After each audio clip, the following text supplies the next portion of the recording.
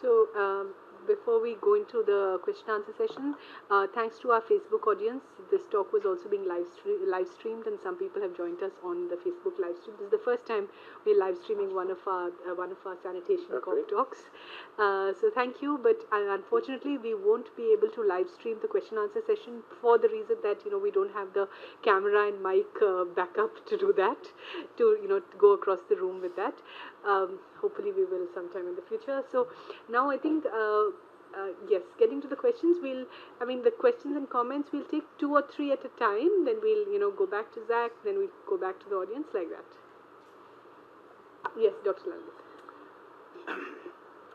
Excellent presentation, Zach Burt. There are two issues which I would like to draw your attention. One, you use the word Dalit castes. Officially, we say scheduled castes. And there are a range of groups in that. Those who do cleaning, they are called by different names in different states, like Bangis, Balvikis, etc. So Dalit caste usage is questionable, debatable. Okay. Mike Mahar's book, Untouchables in Contemporary India, long back he wrote, or Mark Galanter's book, Competing Inequalities. There is a lot of literature. So you may like to have a look at that and try to use the appropriate word. And then squenging is banned in India, as you know. So your option for soap pit toilets to go for septic tank has this problem. Who will clean those septic tanks? What Sulabh says is that if it is properly made, twin pit pour flush manure technology, which is now being recommended by the government also, there is no problem of water contamination. So instead of one pit or not scientifically properly maintained and not taking abundant precautions, avoiding the water sources, keeping a distance, fair distance, then that twin pit is the solution instead of septic tank. Because who will clean the septic tank? Squenging is banned. Those who will clean and those who will employ them, they are all punishable according to the law. So you may like to react to that. Thank you. Dr. Lalith represents Sulabh International, so I think just for background, if you haven't met him before. Prashant? So I was just wondering if you could tell us a little more about the choices.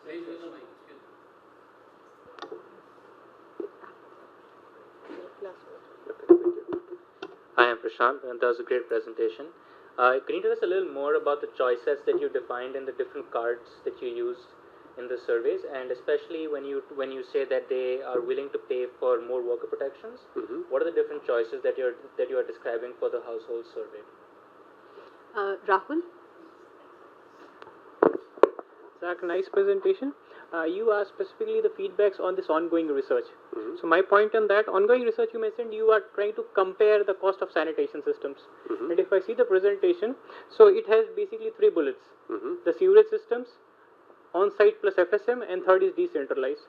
Only one point on that is, basically when we are talking about FSM and decentralized, what we are talking it is an exclusion.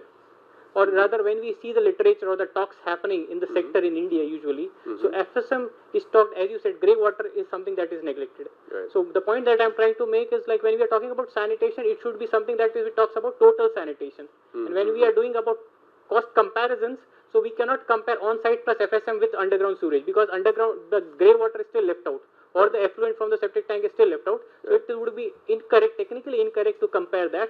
So unless you have a total sanitation, you cannot compare a total sanitation system with that. So technically that is not, and usually what is getting now in the market is that FSM is comparatively cheaper. Which is, I think it is not a technically professional correct statement which is coming out. Right. So this is something that has to be unbundled. And yes, if you could really look into that, that would be really interesting. So, Yeah, go ahead. Yeah. maybe if it's okay, I'll address that question first. I totally agree. We are trying to, like with our willingness to pay for upgraded on-site sanitation, I think that it's important to not just look at grey water treatment, but also proper groundwater protection. So I think that both of those are a major difference. As you said, there are technical differences between centralized treatment as well as FSM. Ultimately, I'm not sure how we will incorporate that into that particular project. What I would like to see, if we can get the data, is trying to estimate what the cost would be for a system that fully addresses these issues as well. I think we might be able to do that, given the data that we've collected already in Aleppi on the cost of septic tanks that do protect groundwater. As far as gray water treatment goes, that's a much trickier situation. I have heard about a couple of systems, but it seems like at least the ones that I've heard about are pretty much at the pilot stage. But if you have examples, or if anyone has examples of gray water treatment within an FSM framework, I would very much like to incorporate that data as well. I would argue, though, that it's still an important question to try and answer, even if we have that data gap. And certainly in the paper that we eventually hope to write, when we give our results, we would identify that gap if we're not able to bridge it, and be very clear about that. Yes. So how we phrased worker protections, I would have to look up the exact wording. Let me see. But at least in because we didn't look at worker protections in Aleppi. We were just looking at worker protections in Hubli Dharwad. If it's okay, I'll pull that up, and maybe you can see me afterwards, because it would just take a second. Yeah. But if I remember correctly, we basically said worker protections, and then gave the examples of masks, gloves, and boots, just so that people have an idea of what worker protections we're talking about. Did you, by any chance, disaggregate those results by wealth of the households, or by any kind of attributes of the households themselves? Like, would certain types of households be more willing to pay, less willing to pay? We're still collecting that. So we are definitely going to disaggregate based on wealth. So we're also collecting data on asset ownership, material of the household, and we're going to use that data in order to create, to do a principal components analysis to assign a wealth index, and that will allow us to segregate our sample size into different wealth categories. So, sorry, just the first question. Thank you very much for your advice on what terms to use, and I'll certainly read up more on that. I was just leaning on other colleagues for their advice on what terms to use, but I'll definitely look into that further.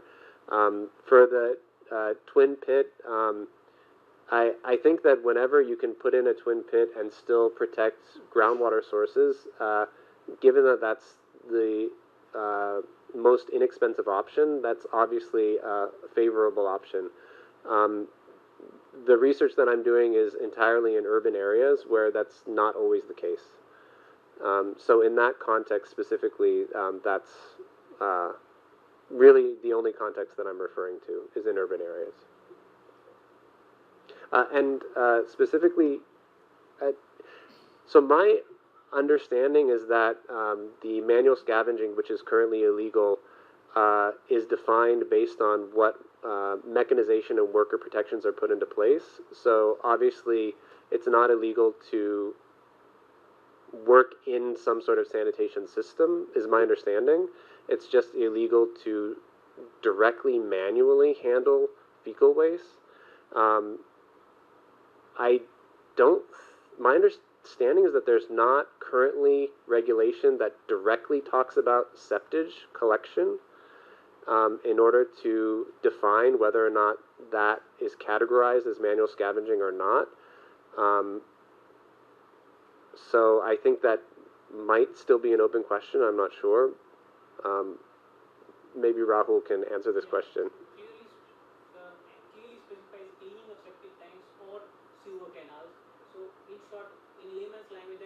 direct human contact. I can also clarify on that. Exactly. So basically, the current Manual Scavenging Act, it prohibits two kinds of activity. One is direct manual handling in open pits, drains, fresh excreta, dry latrines, all of that. The older definition. Plus, the law now has a new category called hazardous cleaning.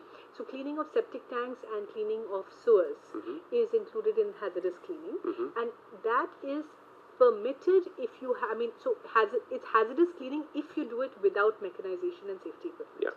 But if you do it with mechanization and safety equipment, then it's a permissible activity.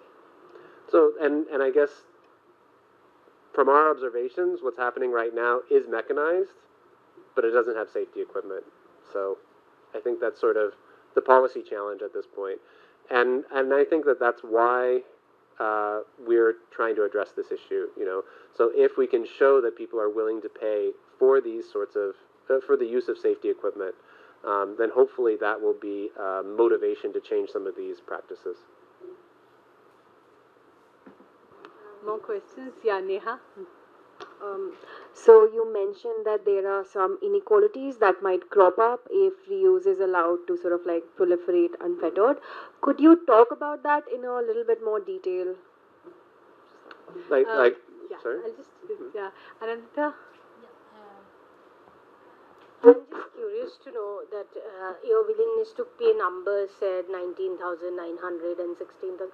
So once you have got to these numbers, were they discussed again, like were the results taken back to the community, because 19,900 is a lot. And if somebody is willing to pay that kind of money at a household level, I don't think they really understand why they have said what. Like, I have doubts. If you actually go back and ask that, okay, Rahul, can you pay me 19,900? I don't think Rahul will pay. Like, Rahul? Yeah. Rahul has a question right after this. So yeah. So, did you do that, or is it intended, or yeah? So that's my curiosity. Rahul? Thanks. Rahul, use the mic, please. Zach, if I also understood right, like you are also working on this turning FS into resource, you are researching into it? Fecal sludge into resource and resource recovery, reuse and all aspects. Well, that's the motivational framework for the willingness to pay, how we frame the willingness to pay survey. So one comment on that is like, what has been my observation in the sector is, resource recovery is really a matter of research. And this is something, when we talk about resource, this is really something that is seen really something that is cool.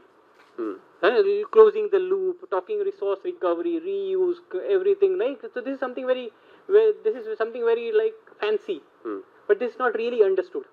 If we really see the policy angle or what is the current regulation framework in India, are we really prepared for something like that? Say for example, I was looking into what is happening in other countries. So when we are talking about resource recovery, so we really talk about what parameters, what is the limitation, which is very vague in India. Also, what is the land application rate? When we are talking about something adding into the soil, so what is the land application? And there are many other factors to that. And this is something that is not really taken care into account here. So everybody talks about resource recovery. Let's say, for example, helminths. Like, we don't really understand. So we are using fecal sludge. Okay, after 2 months, can we really use it? Is it really properly disinfected? Talking really in terms of technical. So can we really take this as, can we say like, okay, this is really safe? Can we take this liberty? So this is something that I understand in this sector. This is something very loosely talked, because it excites. Closing the loop is really fancy, and you get, okay, they are environmentalists. So like, you really have a look into it, and if you could really look into the Indian policy perspective, how is resource, is it really closely embedded? So I totally agree with your critique, and I think that there's a lot of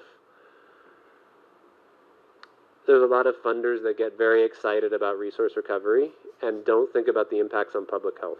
And I think that is going to backfire in a big way. And I hope that can be avoided, but I do worry about that myself.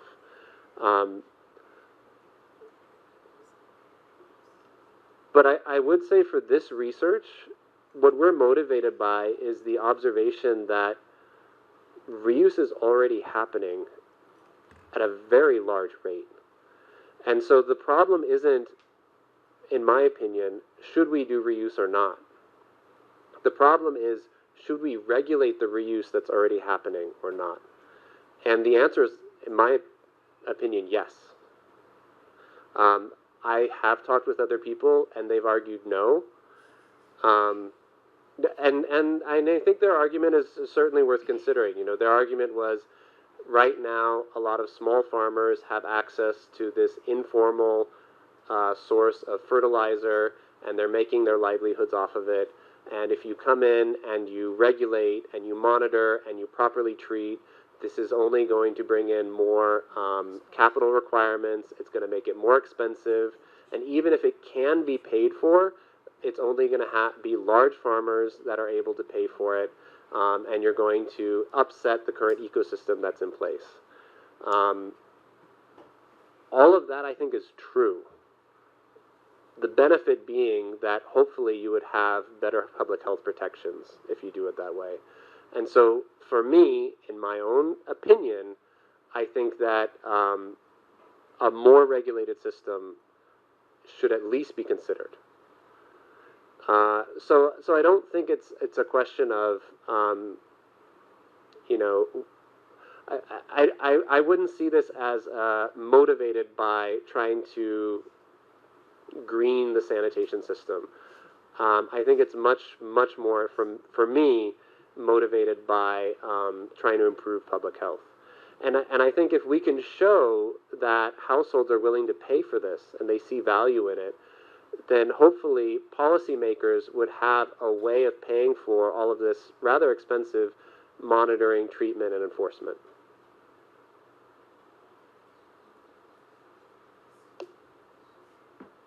Sorry, that was only one question, though. Yeah. I apologize. Could you remind me? Yeah. So I was asking the willingness to pay numbers, the 19,000 and 16,000 seems pretty high. So when we have done our calculations and we have got to these numbers, did we go back or do you plan to go back to the households and re-verify whether somebody is actually willing to pay 19,000? She's skeptical of the number. Yeah. No, and that is a totally fair skepticism. These are all stated preference numbers. And stated preference always has reporting bias associated with that. Absolutely. And it's hard to estimate what the reporting bias is until you actually see what the revealed preference is, so you actually see what people do pay. That is something that I think would be best verified by looking at what happens in the market once you provide a subsidy, which I can say they are planning on doing. So there is funding in place. The details still need to be worked out. I don't know if it's been publicly announced as of yet, but they are planning on subsidizing a few thousand of these upgrades. So I think the best way actually to verify these results is to track that program, and we are hoping to do that. So is it a state-funded program? So the funding sources are, I think, Unknown. I'm not sure if I can announce all of that information as of yet. It's still being negotiated, but it does seem like the subsidy is going to go forward, which is, I think, good news. For substructure. Can I ask a related question? To what extent, I mean, the willingness to pay for sanitation services is different from water services, because water services, I mean, it's an obvious benefit. If you have inadequate water, it's really obvious to you. Whereas the benefits from investing in on-site sanitation is a little bit, a few steps removed. And to what extent do you think willingness to pay may vary over levels of understanding and awareness of the impacts, at the household level, health impacts at the household or neighborhood level, and maybe even the larger environmental impacts of untreated or unsafely managed fecal waste? Do you think it is possible to draw connections between those things, or how does it work? Or is it, also implicitly, everybody does understand that unsafely managed fecal waste is a problem. Right. So it's a far more basic level of implicit understanding that is being reflected in willingness to pay, and not more technical understanding of the issues around safe sanitation. Yeah, no, and thank you so much for bringing that up. I would argue, I totally agree that I actually think that this really high willingness to pay, although there may be some reporting bias there, you have to understand that it's possible that they did understand and that they do have a high willingness to pay for a system where they know the environment is protected. Whatever their willingness to pay right now for on-site sanitation systems, they know that their septage is not being treated. And I think that our results show that this is actually a pretty significant preference that people have, that they want to see their septage treated. I do think that they understand what that means. Maybe they don't understand all the technicalities of efficient treatment, effective treatment, all of these things. But specifically to get at your comment, though, I'm glad you brought that up. That is something that we've tried to incorporate in the current survey in Hubli Dharwad. So we've included a few additional questions that we'll try and use to estimate some latent variables, which will be proxies for environmental values, as well as trust in the government. So the theory being that people might have a larger willingness to pay for wastewater treatment, septage management, fecal sludge management, if they have a trust in the government. They might have a smaller willingness to pay if they don't trust the government. Likewise, if they have a higher value on environmental health, same thing. So we're trying to, we've asked a whole bunch of questions, just trying to gauge what their confidence level is in the government and how much they prioritize water pollution abatement in order to incorporate those latent variables as well. So I can't answer that question right now, but we are collecting data where hopefully we will be able to address it in the future.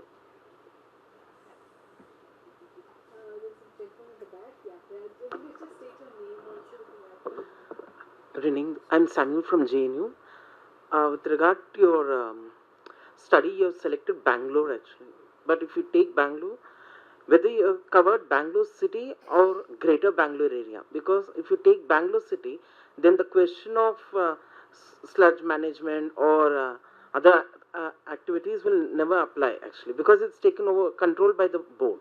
But the greater Bangalore region doesn't have a UGD. Only there, this kind of activity, which you also showed a photo of where septic tank cleaner is illegally putting into the manhole.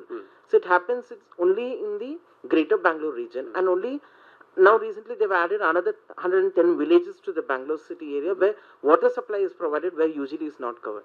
So I think we should give some kind of clarification when you're saying Bangalore. You have to differentiate the geographical presentation, what exactly you are looking at. This will not apply to the city because it's controlled by the Jal board. The larger point there, which I'm just to bring it out of Bangalore, but I think the larger point is how much are they suffering from the lack of unsafe sanitation. So if there is a sewage backup, they don't need to think about unsafe sanitation. No, then just for the study purpose, where have they collected the samples? That I was not clear. The second thing with regard to the usage of Dalit and SC, I think it's no harm using the word Dalit, because Dalit is political, SC is it's a legal term. So I think it's highly recognized now. So it's no harm in using the term Dalit. Okay. Thank you. So thank you for your feedback. So I like the way you presented on this SFD, those inequity layer, and you said, when you are monitoring the SFD, you should also look at, who gets what and who's marginalized. But within that also, I think, like Laliti was pointing out earlier, in a caste-based, analysis, we find that in the Dalits also, there are mostly some of the people who are mostly marginalized. Like they are in the lowest rung of the society, even in the case of gender. So if there is women from high castes may not be as marginalized as the women from a lower caste. So that intersectionality and the inequity, I think that grading somewhere, if that could also be seen. I think we may be seeing it, but I don't know. So I thought that is one observation from my side. The other I wanted to ask you, that was very interesting when you mentioned that how this labeling is happening about the fecal, reuse. So why non-vegetarians preferred using the term organic farming, organic manure or composting, and not the vegetarians? Vegetarians preferred the label as fecal cells. So what was the, I mean, how this question was asked to get that response? Firstly, I wanted to speak on the it's a comment and I have two questions. The first one is what you mentioned when you were referring to the gender aspect of household latrines. That if a household has a latrine, then it's on disproportionately burdened on a gender basis. Although if there is no water pipeline available, then somebody has to fetch that water. So Right. all those Absolutely. burdens do come into play, and also cleaning activities and who's to operate it. All those burdens would also come in. So there are those gender dimensions that would be interesting to look at. Yeah.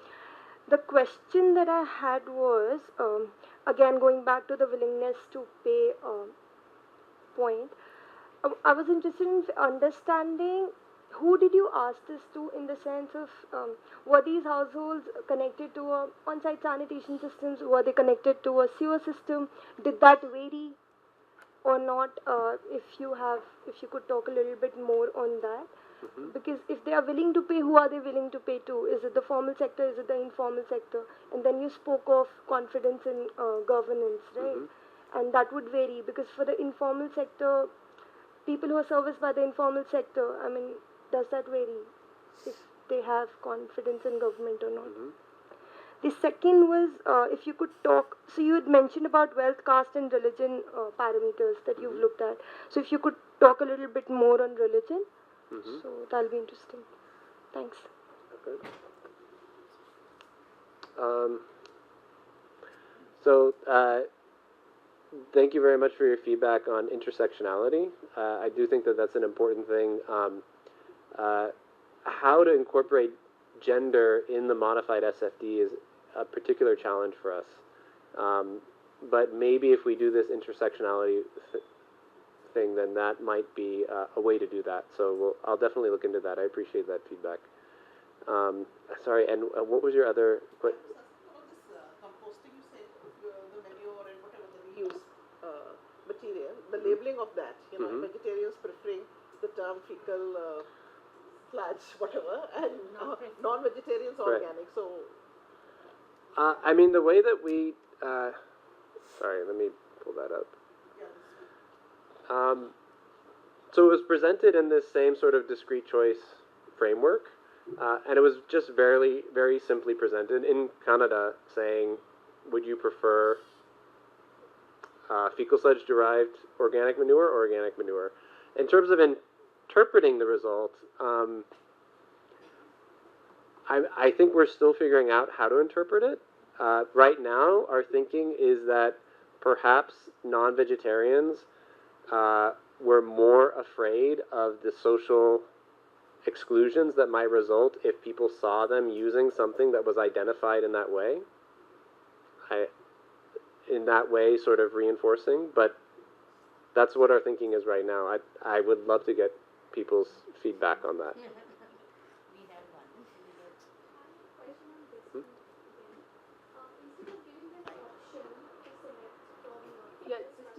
Just start again and use your mic, because there's a recording and they won't be able to pick up. So on the same question, instead of giving people a choice to choose between fecal sludge or organic manure, don't you? It'll be better to give them an open ending. So we'll be having a more idea that what name they are giving to that particular material. That's just my suggestion. That's it. Sure. Yeah, I have a very simple question to ask you. It's very interesting. How did you do the sampling? What was the sampling size? And in LAP, that was the place where you did it. So basically, I'm trying to understand, did you have any categorization in terms of low-income settlement population, middle-income settlement population, high-income settlement population, or was it random sampling? Because as samplers, as surveyors, the biggest problem we face when we reach the field is that they say that it's a low-income settlement, but it's actually converted into a better area. So I'm just trying to look at those figures and trying to do some back-end calculation in my head that when you talk about 19,000 or 16,000, I can't say it's a uniform number for everybody. Right, right. Socioeconomic status, all those things. So I'm just Right. trying to understand what was your sample size and how did you actually categorize where to start the surveys from, household surveys. Yeah, so in the interest of time, but also when creating this presentation for other audiences, I took out some of the more technical slides. So I apologize. I think I should have put that back in order to show where we were taking our sample from. In Aleppi, this was part of a larger project that was looking at creating wastewater sheds, which is a concept that has been developed through my collaborator at IIT Bombay, Professor N.C. Narayanan.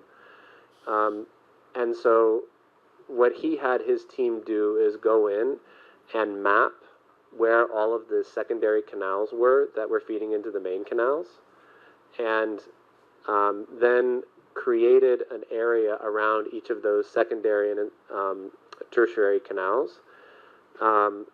And so we focused on the households within those wastewater sheds. I can say that it cut across both low-income as well as high-income households. As I mentioned, this is an ongoing analysis, so I have not gotten the chance yet to do principal components analysis, but we do have data on asset ownership and material of the household, and we do plan on doing that, in which case I can better answer your question. So unfortunately, I don't have a good answer at this point, but that is part of our planned analysis. Oh, what was our sample size? For that, I think we had around 700 households. Yeah. Just to, slightly break the question answer format, I was wondering if there are particular questions you have of us and of the the sanitation research community in India in general, but also specifically of us, which you were, if there's stuff that we haven't gone over that you were hoping to address in this, or you were hoping we'd bring up in the course of this, or there are things you want to know about what we've been doing. If you had any particular questions, I thought maybe, because many of my colleagues in the sanitation project are also here, so I think maybe we could answer some of that, and then Rahul and other people who you know well also in the sanitation practitioner community are here. So I thought maybe you could use this the other way as well. Yeah, no, I would like to hear more about what research you're doing right now, and also what research you would like to see done. So I don't have specific questions, but I would like to, I don't know if we could go around or if you can volunteer, but I would like to hear more about what's currently happening, specifically in terms of social impacts, sanitation policy, if there's people doing more qualitative research on inequality in the system as well. So I think, one of the things that you've said so far, which, one of the things that, there's so many interesting things actually about the research that you've been talking about, and I think it's, timely and apt in the sense we are, at a stage when there's a lot happening on, after decades and decades of nothing happening, there's suddenly a lot happening on fecal sludge management. There's a lot of policy work, there's infrastructure, trucks, facilities, policies happening across many states. But a lot of this is insufficiently backed up by research. So, there are lots of different aspects of things that haven't been thought about enough. And, in various ways in CPR, we've been looking at the issues around service provision for FSM. Who are these informal service providers? What do they do? What are their own business models? How do they operate? How do, how do households decide what to do with fecal sludge management? So I think, it's very close to many of our interests. Another thing that we have been very interested in across many different areas of our research, but also in a very direct way, is the issue around unsafe sanitation work, and the particular issues around like unsafe workers who, the issues with workers who work with fecal sludge, with excreta in different ways. So I think there are many reasons why this is of interest to us, and we look forward to the results. One of the things that one of the issues. One of the issues around the whole fecal sludge management issue is that it's sort of, apart from the fact that it's inadequately backed up by research, it's also inadequately backed up by an institutional framework, by a legal and institutional framework.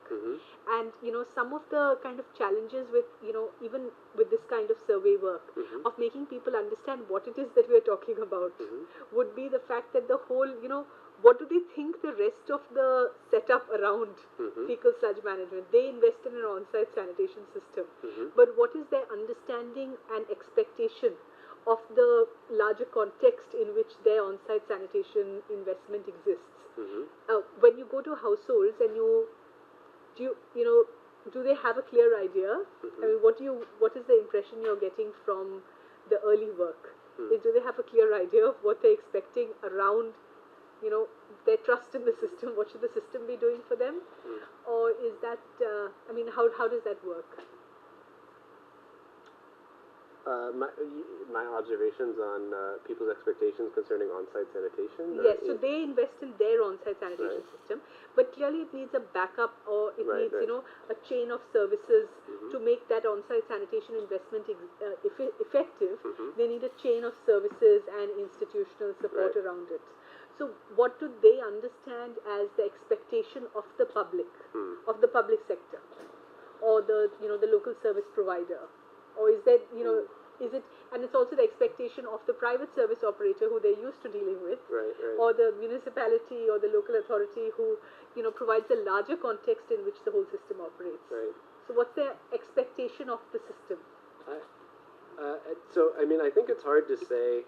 Personally, it would be hard for me to say what people's expectations are specifically with on-site sanitation.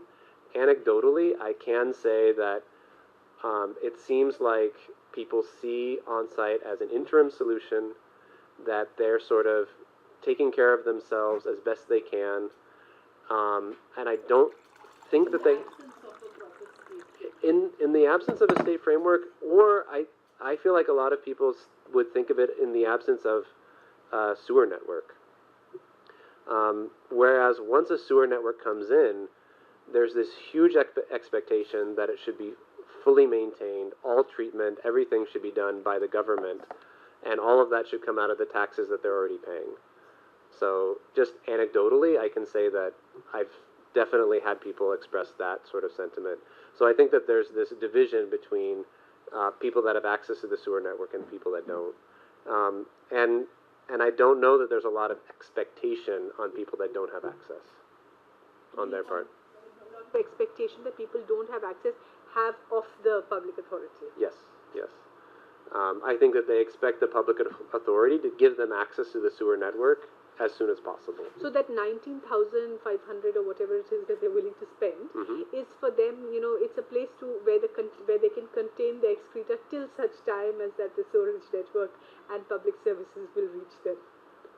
Well, so when I say that, I think I'm talking more about Hubli Dharwad. I mean, in Aleppi, there isn't a sewer network, so it's a little bit of a different situation. But there, I think that again, they see on-site sanitation as a very private situation. They don't have a lot of institutional expectations, and so I think bringing in this idea of providing some sort of a treatment is almost novel for them, because they don't have those expectations. So I think that's a little bit of a special case. So, right. No, but that's very interesting to kind of think of, because it's very different from water services. Right. It's very different from where all these willingness to pay studies have been done before, have been largely focused on water services. Right. It's a very different context. No, and I think the thing that concerns me is that, I was mentioning this in our conversation earlier, right now there is a sewage treatment plant in Hubli. It was built through an ADB loan. It's currently, that loan is covered mostly through outside sources, not through the Hubli Dharwad Corporation's local tax revenues. And this ADB loan covered construction as well as 3 years of operation and maintenance. At the end of August, it's scheduled to be handed over to the HDMC. And so I think that there's this open question about how the HCMC is going to handle paying for the costs of ongoing operations and maintenance. And so it's concerning because, as far as I know, they don't currently have the revenues to pay for O&M. So where are they going to get those revenues? One option would be for people to pay some sort of a wastewater treatment bill, and yet anecdotally, talking with people there, there's this real resistance to paying this sort of bill because they feel that they don't have a lot of trust in local institutions, and they already pay enough taxes. So if there is this resistance against paying more money to the government, and this wastewater treatment plant does fail, it's not going to impact all of these people that don't want to pay this monthly bill. It's mostly going to impact a very select group of people that live along the disposal sites where treatment is currently happening. So I think that ultimately this resistance to pay for some sort of government institution may have impacts on inequity as well. And I ultimately I would like to get at that connection, and I think it's a complicated thing to get at, but it may be ultimately contributing quite a bit to inequities within sanitation systems. So, sorry if that's going off in a different direction. No, absolutely. I think it was a very good answer to my question. But now we're out of we're at the end of the the official time for this, so we'll wrap up now. I think this was a very interesting discussion for us, and we really look forward to hearing more about this as your work progresses. And yes, so thank you.